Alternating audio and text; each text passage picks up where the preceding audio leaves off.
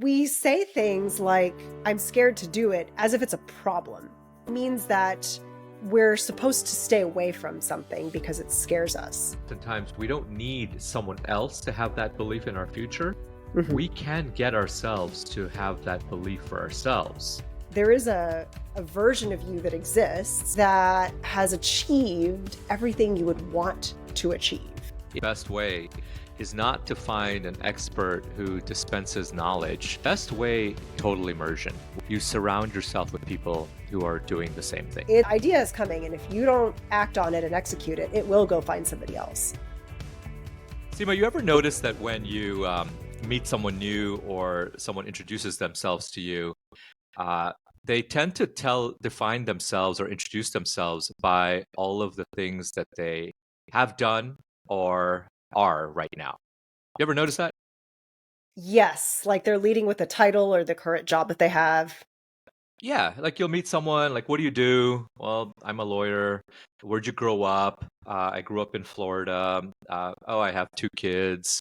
It's all from today backwards, right? Mhm. I have yet to meet someone who hasn't thought about this or hasn't been exposed to this type of work, who will introduce himself or themselves as, I'm someone who's thinking about writing a book, or I'm someone who's thinking about bringing people together, or I'm someone who's on my way to being, a bodybuilder. Mhm. What do Yeah, you think? that's so insightful because I think a lot of people, first of all, don't think that way. We're Yeah. so accolade driven that we tend to say, look what I've done. And here's proof that I'm interesting enough that you should talk to me now. Not in those words exactly or necessarily consciously with that intent. Right. But I think that's kind of what's been ingrained. Yeah. And I think it really stems from what made up our identity. And that's the identity that we lead with, Yeah. right? And for today's episode, one of the things that you and I have been talking a lot about is what would it be like if we totally just flipped that on its heads? And instead of leading with what we've done, who we have been, where we came from, what our past is, we put a pin in it and we say that, our past is not our destiny, our biography doesn't dictate our future. And we started to download a future-centric identity. I think that's really interesting and kind of fun Mm, for people who have maybe spent time thinking about that. I know for me, the concept of a future version of me or what that might look like, other than, of course, when you're younger and you're being asked, what do you want to be when you grow up? And when are you getting married? And when are you having kids? yeah, Other than those three big pieces, I never really thought about this concept of a future version of me, what my life would maybe look like, what I would want it to look like, until I started in on this inner work, right? On yeah, coaching and things like that was when the first time I was exposed to that idea. yeah. Well, let me see if I can blow your mind a little bit more, okay? Okay. I want you to think about some goal that you have in the future. Mm-hmm. Don't tell us the goal, just think Okay. about it, Okay. okay? Okay. Now, I want you to take the approach and look at that goal from a life where your past was perfect. First of all, what is a perfect past Whatever it is for anyway? you. Whatever it Right? means, whatever it is for you. Exactly. That's my point is I don't think that most of us would say we've had a perfect past. And I would say without those quote unquote imperfections, I wouldn't be where I am now or be as attuned to what is important to me or what's not important to me if it were not for that imperfect past. Yeah, no, I think the way I meant it was to look at your goal as if everything that you've lived, all of your experiences, happened exactly as it was supposed to. There were no mistakes. It was all preparing Oh, you for your goal. gotcha. Yes. I I What mean, how changes? empowering. Well, it's so empowering, right? Because it takes the pressure off of you to have it figured out or know exactly what your next step is going to be. we also tend to, when we set goals, think like, well, for example, becoming a lawyer, right? Mhm. You know, it's going to take you 3 years. Mhm. Mostly sure. Most people take 3 years, right? I was a little So slow. It took me 3.5 years. In full in transparency, general, I was a little slow. well, I mean, and I had dental school classmates. It took them 5 years, right? Because Yeah. for whatever reason. But in general, you can pretty much say in 3 years, I'll get to Yeah. here, right? Mhm.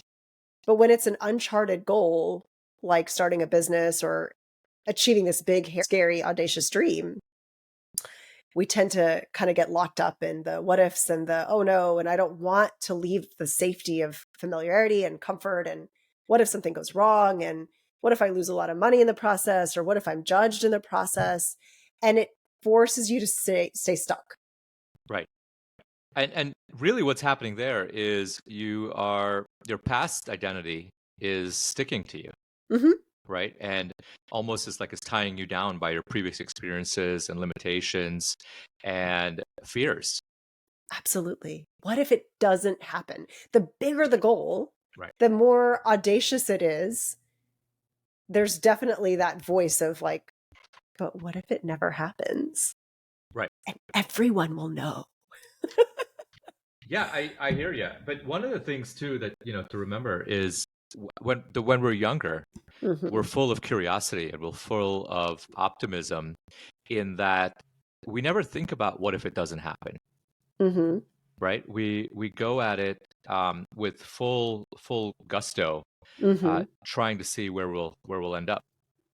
Absolutely. It's kind of like what Henna was saying with her book, The Good Awkward, and her whole inspiration for the book was that her niece at the time, I think, was 7, and she tripped and Mm. got right back up and wasn't at all awkward about it and just kept going. But if an adult were to trip and fall, which actually did happen to Manish today, we were in a shoe store Oh. and he literally tripped on nothing. Oh, is he okay? He's totally fine, caught himself, like it was a minor, thing, but we all just sort of seize up, right? And we look around like, did anyone see me? Did I, Yeah. we're secure in ourselves now to where we just laughed about it after making sure, like, hey, are you okay? Yeah. And we move on. Um, but I think most adults, you know, that would be embarrassing if I were getting on stage, for example, and I tripped. Yeah. I think I would get in my head a little bit. Yeah. No, I think a lot of people would get in their head a little bit. And in fact, I've had similar experiences in my past. Um, but you can't let that what will they think about me sort of identity sort of come with you. You've got to Hmm. stick to trying to download or import or stick yourself to that future identity. Yeah, the image that's coming to mind for those of you who have kids that like Disney movies is the image of the Droon from Raya and the Lost Dragon. Hmm. Have you I don't seen think that I've movie, seen that. Dinesh? I haven't. No. Okay, I think you would really like it, first of all. It's funny. I mean, Aquafina is hilarious um, in her role there, but the whole concept, I won't give the plot of the movie away, especially for those listeners who have not watched. But there's this concept of the Droon, which is very sticky and it's black and Hmm. amorphous and wreaks havoc um, to anything. And it's just like the more you fear it, the more power it gets. It's kind of like Elsa's fear of her powers, right? The more Hmm. she fears it, the more and the stronger it grows. So that's Yeah. kind of what came to mind for me as you talked about the past being sticky for us, the past version of ourselves. Yeah. Yeah. It stays with us. It's an Mhm. identity that we're so familiar with that we don't want to let it go. The idea of the future self is, I think, very important if you're trying to get somewhere Yeah. meaningful. Yeah. Um, and you're not, you're the idea of how am I going to do that, to your point, gets very sticky for us. Yeah. And so I think envisioning a future self is really powerful. In fact, I actually visit my future self. Hmm. Not as often as I would like, Do but you stay I at a nice do. hotel? I visit her. She's older, and we always meet in it's like this mossy um forest with this babbling brook. It's a really calm zen, Hmm. whatever. This is old version of me. She's very, very mature, we'll say. Um, but the future version of me, I will visit and I will ask and have conversations. And what that means for those of you who are rolling your eyes, because don't, I know that there are some of you who are. What I mean No by one's rolling that, their eyes. I know there are people who this is a new concept. And so it's, of course, Mhm. understandable. If you are rolling your eyes, no worries. What I mean by future self is really tapping into the idea that there is a version of you that exists that has achieved everything you would want to achieve. Mhm. And when I go and I ask her for counsel, rarely do I get anything truly tangible, likely because I don't make it an often enough practice, a consistent practice. But I do get from this future version of myself, it's all going to be okay. It's all going to be more than just fine. And what that allows me to do is just sort of relax and chill out Yeah. about whatever it is that I'm not clear about. And Mhm. then, as our nervous system does, right, when we're in that state of relaxation, now we can think critically. Now we can think creatively. Now we can maybe look at the situation from a different lens, from a place of like, okay, how can I figure this out versus, oh no, this is happening to me. Yeah. And you can often wind up getting more movement over a shorter period of time. Right. Yeah. No, I think that's great. I think that's a great way to, you know, quiet any anxiety or chaos you might be having today, by realizing that it all really just works out and you can sort of visit, like you said, your future self. Yeah. But one thing to also, just to take a step back, tomorrow is coming. It's not waiting for anyone. And Right. so is June, and so is July, and so is 2025, and so is 2045. It's coming. Hmm. And if we don't take the time to deliberately think about where we're going to go, what are we going to do, who will we be when we're there, Hmm. we may end up being and going and arriving at a place that we didn't really want to be in the first place. So I think what you're talking about also by visiting your future self or thinking about what you want your future to look like is such an important exercise because it allows you to examine how you're spending your time today Hmm. and if that's in furtherance of what makes sense for you, Right. Yeah, right? it's the analogy that's coming to mind, you know me and my analogies, is when you've driven a car, you're driving and you've kind of taken the same route every day or often enough, Mm, and you don't remember getting there, but you got to where you wanted to go. yeah. And you're like, well, I don't know how I got here. Hmm. That's what I feel like a lot of people experience, right? They get up, they, you know, don't have an intentional morning ritual. They get the kids, they're rushing to work, they're rushing to get work done, they skip lunch, they this, that, the other. And then it's, boom, the next day, boom, the Right. next day. We've talked about this a little bit on the show. Where your attention goes and where your focus goes is where your energy and your tasks and your your efforts will go towards that, right? Right. And so unless you are spending some time deliberately thinking about what do you want next year to look like, right? This is why Hmm. people set New Year's resolutions and things like that. I would actually offer, rather than thinking about what do you want tomorrow to look like or what do you want next year to look like, start to think about what do you want 50 years from today to look like, Hmm. right? It's like the rocking chair test. You're sitting on a rocking chair, you're looking back on your life, and you're starting to think about what went right, what you wish you'd have done more. Hmm. And then you just wake up, you snap yourself out of it, you rewind to today, and then you start walking on that path to the things Right. that you wish you'd have done more of, right?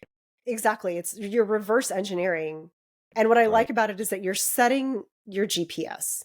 You're Right. not unconsciously or subconsciously rather just sort of living and going through the motions. It becomes intentional. It kind of opens the opportunity for you to really think about, what is it that I want to create? What is it that I want to do? Do I want to write a book? Is that something I care about? Or no, I don't want to write a book, but I do want to climb Mount Kilimanjaro, right? Yeah. it, Hmm. you're going to choose to maybe you start looking at different things on the internet as a result, Right. because now you're thinking about this future version of you that is climbing mountains, right? Yeah. Absolutely. And not only that, when you're thinking about climbing mountains, let's use climbing Mount Kilimanjaro Mm-hmm. as an example. What, your reticular activating system is going to be dialed in to that's what's important to you today, right? Mm-hmm. Mm-hmm. Um, and it will start to filter information about that goal of yours towards you. So you'll start to see the Facebook post of that someone just did it, right? Yeah. You'll start to see a billboard or an ad about, going to Mount Kilimanjaro. You're going to walk into REI and see the mountain climbing section, right? And you'll Mm-hmm. see someone working there and you'll start asking them about, and you might see a Mm-hmm. pamphlet there about an expedition trip leaving from your own hometown to Mount Kilimanjaro. And then you Yeah. might call and find out. And next thing you know, you're surrounded yourself by people who are doing exactly what you're doing, what you Mm-hmm. thought was a pipe dream, right? Yeah. And once you get there, I think you get to a really important tipping point where as soon as you have surrounded yourself by people who have the same goal, who have done it or are trying to do it, Mm-hmm. you now have resources. You Yeah. now have people that can point you in the right direction to get you ready for that goal. And then it's just a matter of staying the course. Yeah. Yeah. This definitely is such a great segue into some of the things I wanted to talk about here, because you brought up some really important points. But before we go too much into the future self, I also wanted to delve into this concept of the past self, because you did touch on that. Yeah. Um, the past self, I think, is pretty fairly explanatory. These past versions of you that have the limiting beliefs and the trauma and the stories that we carry about, oh, that one time this kid picked on me, or one time I asked for this promotion and then I got denied. Hmm. um, but looking at it through the lens of what you posed, Hmm. of, okay, assuming that you couldn't make a mistake and nothing that happened to you was really a mistake or unfortunate. um, the stallion story, for those of you who listened to that episode, there's always every circumstance is an opportunity or a gift to create what you want. Hmm. And so when you can reflect on some of these less pleasant memories through that lens, oftentimes I think that's one way your present self is going to be able to release some of that stickiness from your past self, of like, oh, had I not gotten into Rice University, for example, I didn't get into Rice Yeah. and I was crushed. But had I not gotten into Rice, I would not have met my husband. Yeah. Right? So it's one of those things where if you never reflect on your past self and visit your past self with some compassion of, all right, well, what good did come from that? Yeah. It can be very difficult to even buy into this concept of looking at life through the lens of the future self. What do you think? Yeah, no, I agree. I think that that's a really healthy and good perspective. Because at the end of the day, look, there's no reason to argue with the past, right? It's over, Mm-hmm. it's done. Wishing it was different is using up energy that you can put towards your future, right? Yeah. So I think, many times if you're past or if you ask someone who's past focused what their plans are, they'll start to you know, take a tone or a response or emotion, and you'll start to hear things like, you know, that's just how always it's been done. That's how we've done it in Mm-hmm. my family, or that doesn't work for me, Mm-hmm. right? Yeah. Or I've tried it. I'm not a morning person. I've had that's another version. I have this issue Uh-huh. all of my life, right? Yeah. And here's my favorite. That's just the way I am. I don't Ah, know why I'm that way. yes. That's just the way I am. Yeah. I'm not the kind of person who can do that, or, I'm not very good at this, or I've always been this. And you can see those statements are said in such with such energy that as if it's fact today, Yeah. right? Absolute So fact. Cannot change. yeah, so something like I've always been skinny, right? Mhm. Like that just can't change, or I've that's just not me, or that's the way I am. That's not true. I Mhm. think for a lot of us, we are discounting just how adaptable and how flexible we can be. Mhm. And yeah, I agree. I am about 5'9", 5'10" today. I cannot get to 7 feet. I've tried. There's nothing I can do to get to 7 feet. But that doesn't mean that I can't buy platform shoes and be a little bit taller, Yeah. right? It doesn't mean that if I've never been an athlete, I can't find a sport that I'm good at, Mhm. right? But Mhm. so all I'm saying is that when we start to do that, we start to define ourselves and set limitations and boundaries Right. that may not necessarily be 100% always true. There may be Right. some wiggle room there. Right. And the cost of that, in my opinion, is that it impacts how you set goals. Yeah, Right? You talked about the idea of something really big and exciting, or your 50 year from now version of yourself. yeah, And if you are so stuck in what you think is not possible, or that's just the way I am, this is how it always is, it's the system, it's the intuition, it's my family, any number of these justifications, you are likely never going to set goals that really push your limits, push your boundaries. You're less likely to actually prove yourself wrong and show yourself how amazing you actually are, yeah, absolutely. right? Yeah, Yeah. you won't even see past the horizon of what you think defines your landscape. And I was talking to someone really close to me today or yesterday. Was it yesterday? I was talking to someone, and they were sort of we were just talking, and I was telling them that I wanted to read Biggie's, the rapper's autobiography. I think it's a Oh. biography or maybe autobiography. Like, and they said, "Why? Why would you want to read that?" I Mhm. said, "Well, I think it's interesting to learn about uh, his upbringing and how he broke into the music scene, and he really became an icon. So Mhm. I'm curious, and if I pick it up and I read it and doesn't resonate with me, I don't have to finish it, but I want to try everything, right?" Yeah.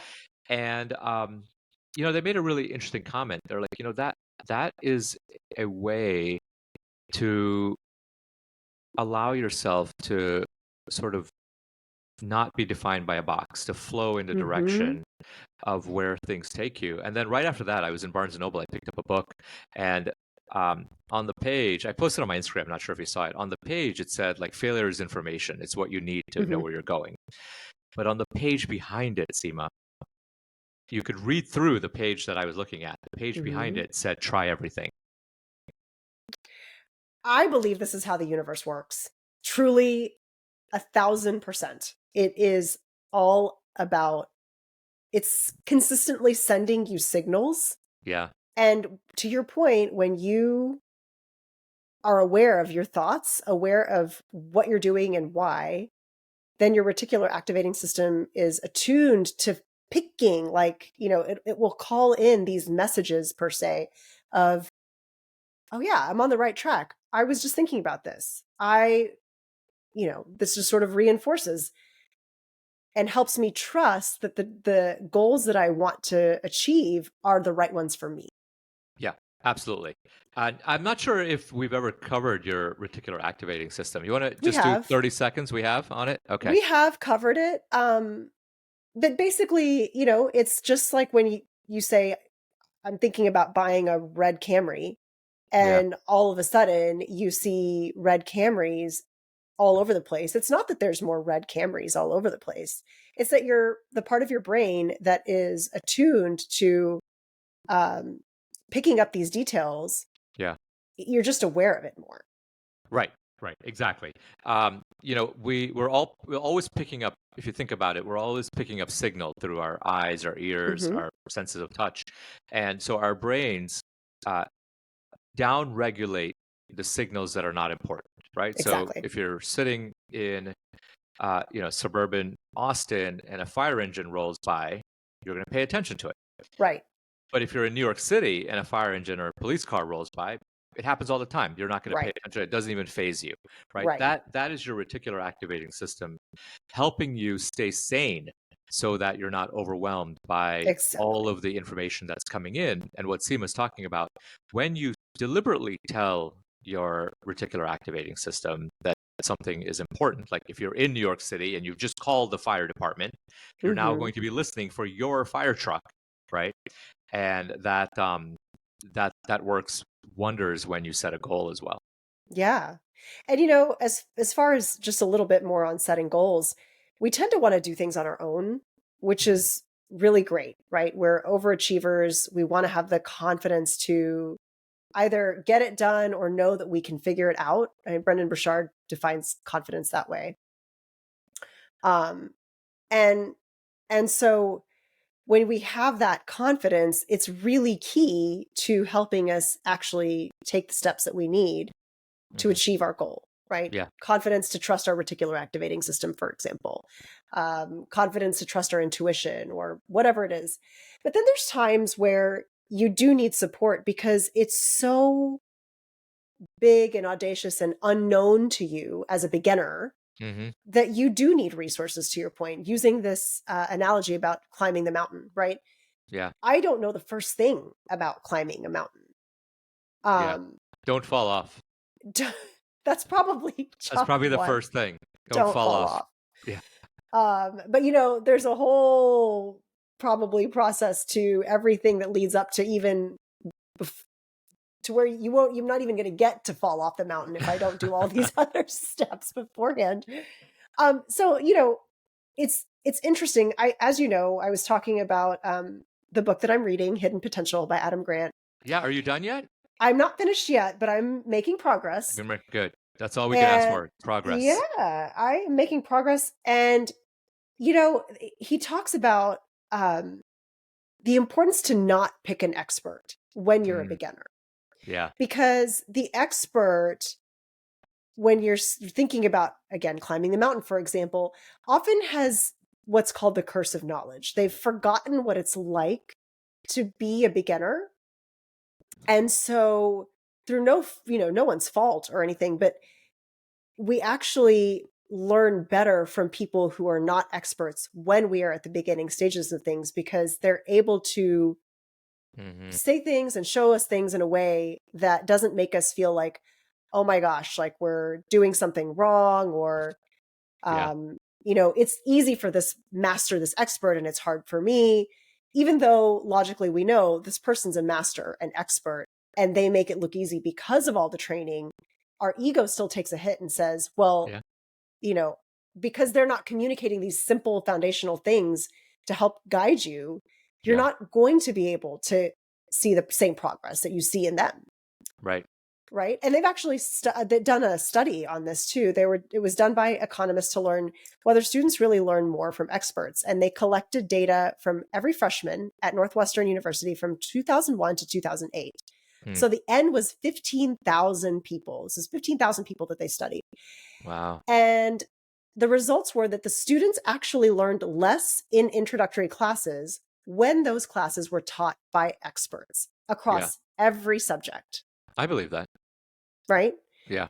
So just sort of having raw data to back up, if you're new at something, you may want to say, oh, I'm going to go find an expert, but that may not be necessarily the best thing for you when it comes to looking at how you're going to accomplish some of these goals, Yeah. right? Yeah, I totally agree. I think the best way is not to find an expert who dispenses knowledge. The best way is something that I've sort of implemented in my life is total immersion, where you surround yourself with people who are doing the same thing. And they could Hmm. be, of different levels of skill. But I don't know, you know who Mr. Beast is? He's probably the biggest YouTuber on the planet. YouTube, yes, Yeah. yeah. The guy's worth like $5 billion making YouTubes. And if you listen to his origin story, I think he was in high school or maybe he had dropped out of high school, but he had become friends with 4 or 5 other YouTubers who were just Hmm. starting out.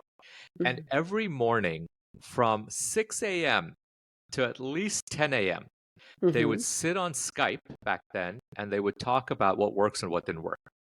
And Hmm. so when one person figured out one thing, all the other five moved ahead on that ladder, right? And Mm. so now there are five people figuring out things. So each day they were taking 5 steps on that ladder of what worked, what didn't work, Right. how to tell stories and things like that. Mhm. And over a period of, I think it was 6 to 18 months, I can't remember, but a couple of months at least, Mhm.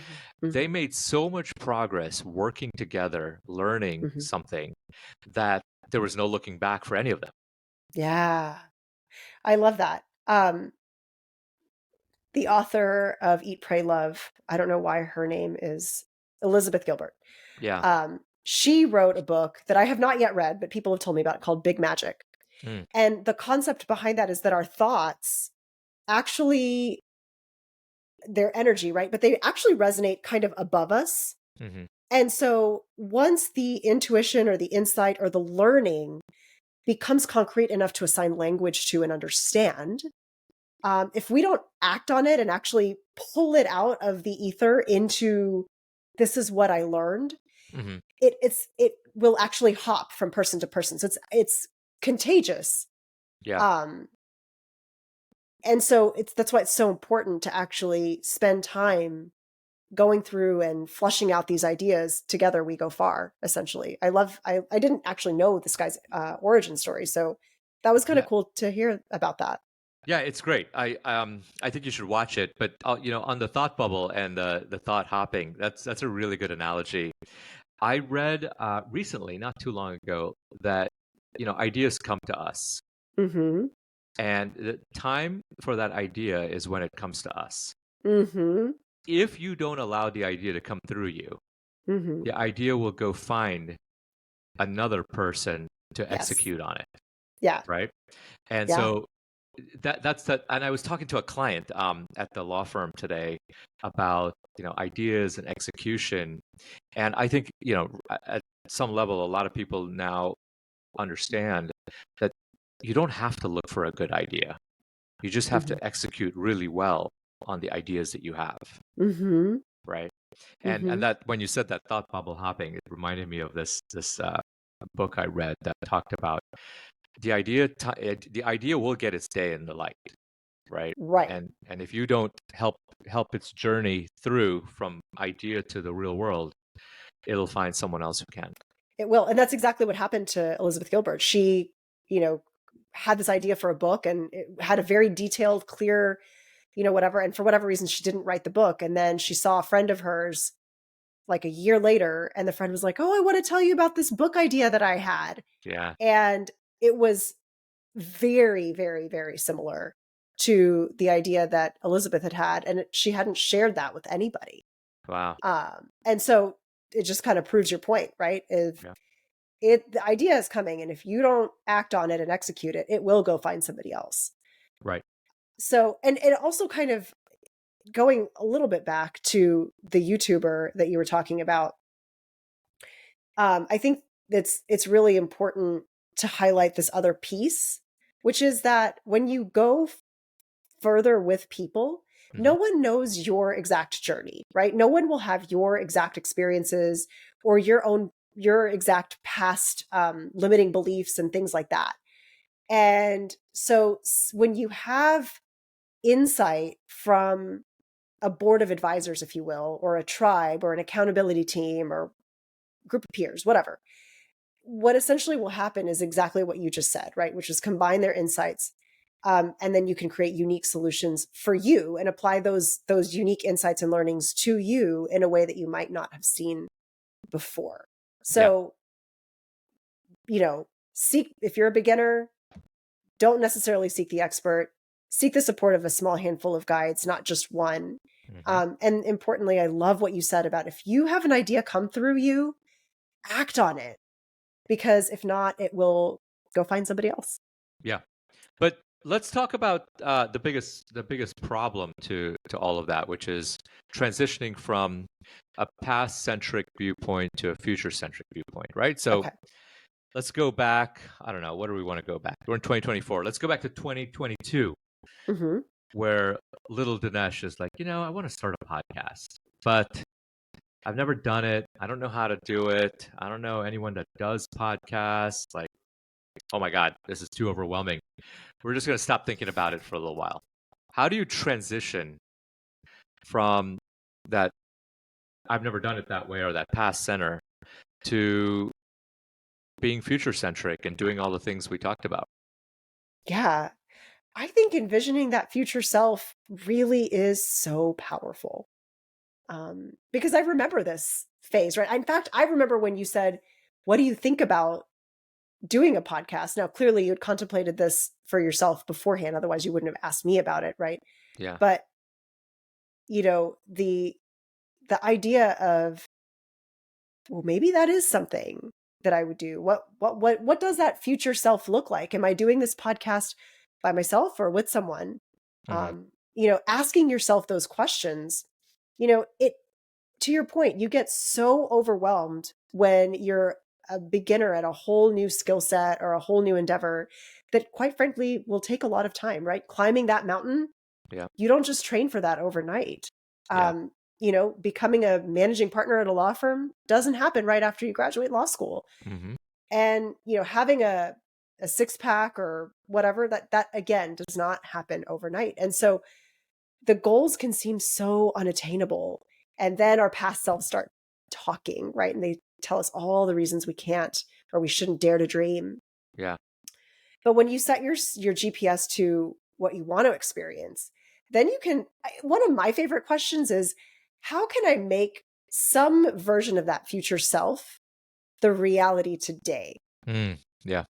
Right? Because we want to take these big bites off of this big goal, but we don't, what is it? The journey of a thousand miles begins with a single step. Hmm. It's, if you want to be in great shape, you might choose water today instead of that soda, or you Yeah. might take a 15-minute walk instead of scrolling through Instagram, Yeah. right? Yeah. No, I think once you identify where you might want to go, the next thing is to realize that if you keep doing what you've done, you're just going to get more of what you've got. Exactly.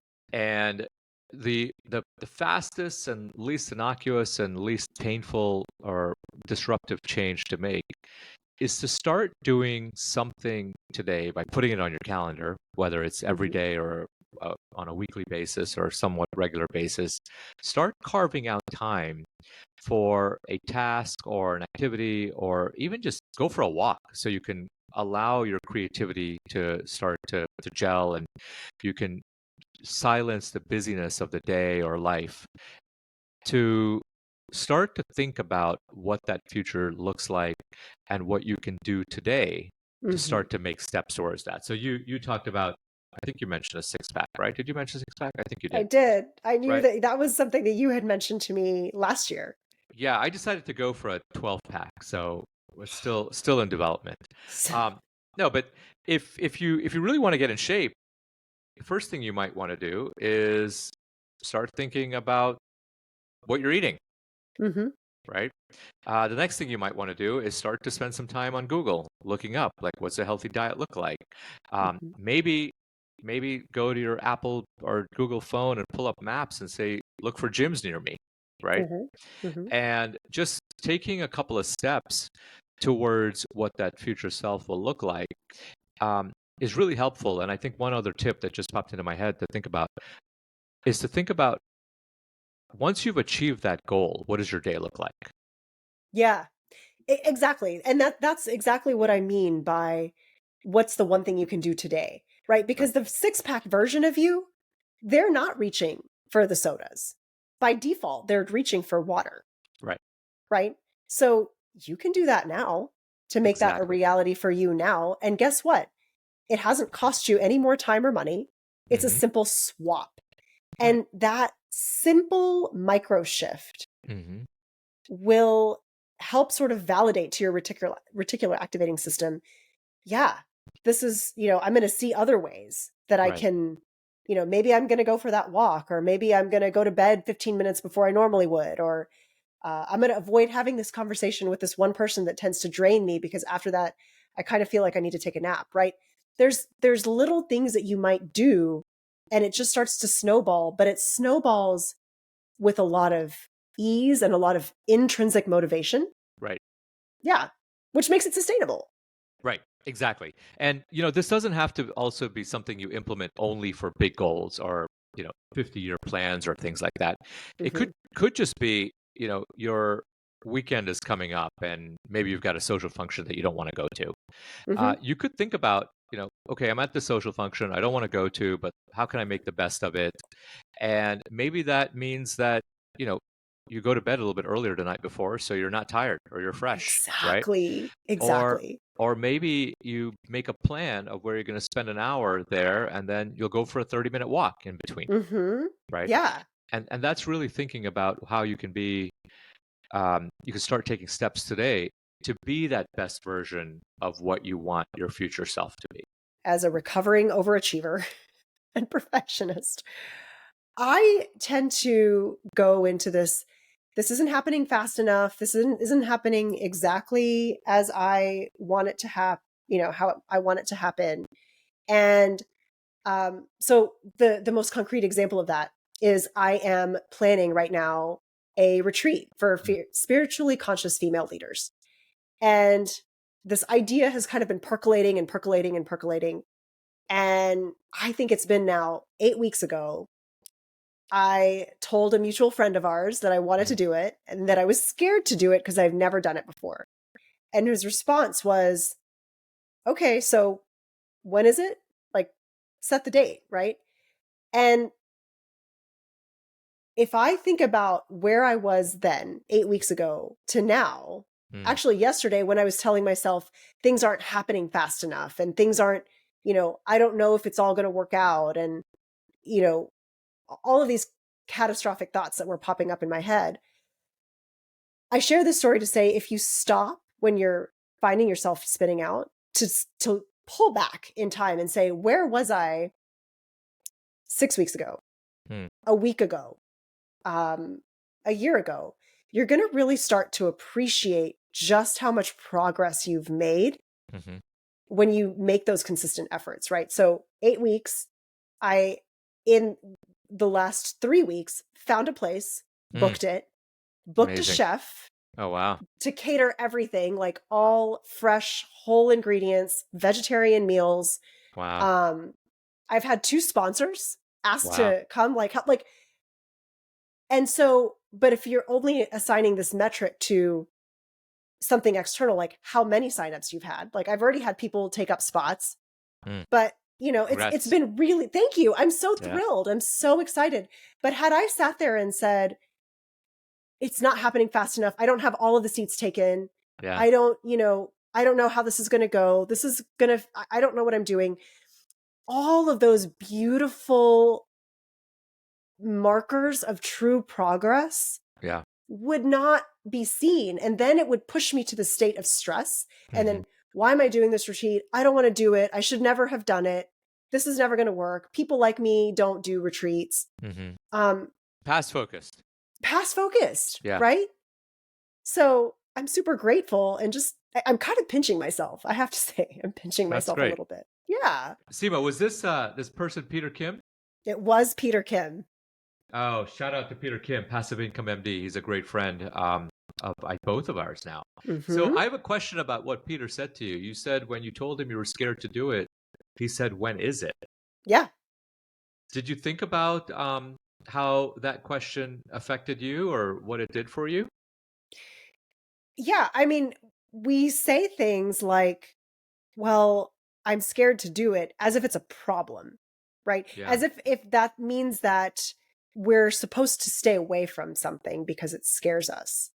yeah, And the reality is our body and brain is just doing body and brain things. It's a new yeah, concept. It's unfamiliar. There's some risk involved.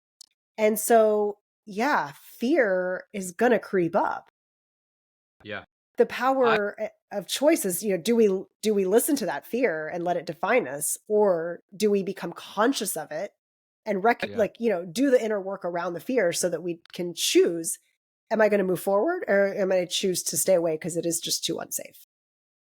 Yeah, I took that question as demonstrating or evidencing belief in your future, Yes, so much right? so. And I also think that, oftentimes we don't need someone else to have that belief in our future. Hmm. We can get ourselves to have that belief for ourselves, where we're so committed to our future, we believe it, we see it, Hmm. um, in such granularity. Like the focus comes into such focus and sharp vision that once we start to see that future as only a matter of time, it becomes inevitable, and then we can generate that confidence for ourselves. Absolutely. And this goes back to what you were saying at the very beginning of the podcast, where you Mhm. talked about climbing the mountain and then you maybe find an interest group. You stumble upon an interest group or a meetup group that where you're now surrounding yourself with other people who are doing the things that you want to be doing, right? Right. Yeah. Peter's, passive income MD is so successful. It is so big. And if I look at it and I say, well, gosh, like, how do I get there? Do I want to get Mm. there? How do I get there? Will I ever get there? That didn't happen overnight. And Right. by just sort of seeing like, hey, well, the reason I said that to Peter was because my ego was looking for comfort, I guess, in terms of like, this is somebody who's done it. They Mhm. do retreats, they do conferences, they do, uh, group classes and stuff online. And they have a big following and influence because of the expertise that they bring that really truly changes the world. Mhm. And so by counseling someone who's kind of, again, been somewhat on your path, knowing that only you will have the right answers for yourself, Yep. it it is inspiring. It is helpful to say, all right, well, this person did it. And there was their first time, right? Everybody has a Mhm. first time. And Everybody. it wasn't this big thing the first time they did it. Yeah. And the other thing Peter said, I will tell you, is he said, you have to get this one out of the way so that you can get to actually making the thing you're meant to make. Yeah. That's good. Something along those lines. He said, you got to get this one out of the way so that you can actually have the retreat that you're really wanting to have. Yep. Yeah. Absolutely. You've got to Yeah. get the first draft out of the way. You've got to Yeah. get the trial runs out of the way. And I've heard different numbers, but even if you call it that, we all have 14 rough drafts in us, first drafts in us, right? Hmm. Or 60, whatever the number is. It is a finite number before um, every beginner becomes a master, and everything that was, once unfinished is actually complete and packaged and finished, right? Right. Yeah. Yeah. You know, one of my clients, again, just so wonderful, such a great leader. And um, this person had been in this job for years, years and Yeah. years and years, um, for most of their working career, if you will. And so it just got to the point where she recognized, I want to be this kind of leader that's, confident and, approachable and still yet clear with what I'm trying to say and do. And I want to help people and she had all these different goals, and then recognized very quickly that the container she was in, basically much like a plant that had outgrown its pot, there Mm. was really nowhere to go. Um, Mhm. Okay. and you know, there's always a moment of fear there. So I think it was really cool to watch this person go from, I'm comfortable here, I know what I'm doing here, I know how to what the cultural norms here are, to go from that to, I'm actually going to explore this new opportunity, and then I'm going to take this new opportunity, and oh my gosh, I'm thriving in it. And I didn't I love know it. it could be this good, right? She Yeah. had no idea that it could be this good. Yeah. And it's just so gratifying and humbling to watch, like, to have the front row seat to somebody's journey like that. It's so cool. For everyone out there, if there is something on your mind, or if there's a future that you envision that you don't think is possible, we want to give you a couple of tips to start to move towards that. And the first tip I would give you is to create some space. Like, dial down everyday life, even if it's for Mhm. 15 minutes, go for a walk. Maybe if you're working out in the gym without headphones, get in the jacuzzi, just do something where you allow your mind to not be bombarded by constant dings and buzzes and get to a place that is beyond boredom, where you're already bored and you're like, okay, what am I doing? Like, I need to get back. And just let yourself stay there beyond boredom and allow your mind to start to think about what you really want your future to look like. I would say just go back to making sure that your future self is doing things that you're actually excited about. We often tend to want to place our future selves as, well, when I get this big house in the Hamptons, or when I this, or when I that, then I'll be able to have the luxury of dreaming. Mm, And that thought error is exactly what is keeping you from ever making that dream a reality.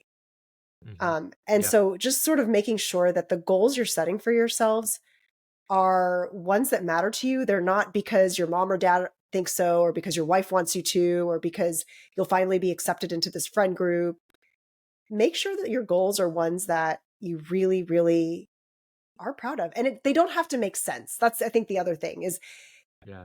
they don't have to make sense. If you listen to uh, Steve Jobs and his commencement speech with Stanford, we've brought this commencement speech up several times now on this podcast because it is so powerful. You won't be hmm able to see how the dots of your life are connected as they're hmm unfolding, but Right. you will if you look behind and do like Absolutely. a retro study, right, of how your life has unfolded. Yeah, you can never see the dots connect going forward, but always looking back, they line up perfectly. Right. I think Hmm. I think that's so good.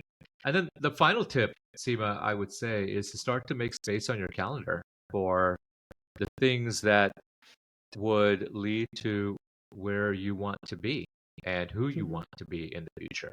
Hmm. You're not going to become a better public speaker by not speaking, right? You're Hmm. not going to get in shape by not exercising or eating better.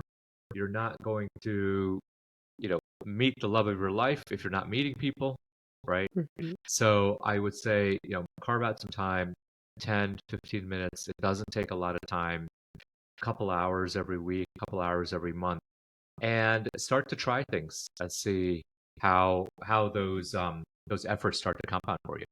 I think you'll find that the time will find you, and you will maybe take steps that don't take a lot of time. For example, switching your soda for water, or going to bed 5 minutes early instead of going past, right? These things that don't really require you taking off a huge bite of action or investment of time or money or resources, but just simple small swaps that will help make that future self real in the present. Time is never the problem. It's you make the time, you reprioritize to do what's important for your future because your future is coming. It will be here one day, and you're either going to arrive at it the way you want it to arrive, or you'll just get there and be unplanned or unintended in a location where you didn't plan it to be. So make the time today. Hey, ladies, if you are a spiritually conscious leader who is looking to step into more empowerment and confidence in your day to day life by connecting with your body and leaning into your intuition, I am doing my first ever retreat. Registration is open now. You can go to drseemadesai.com/retreat to learn all of the details. It's all inclusive from October 23rd through 26th, and I can't wait to connect with you there.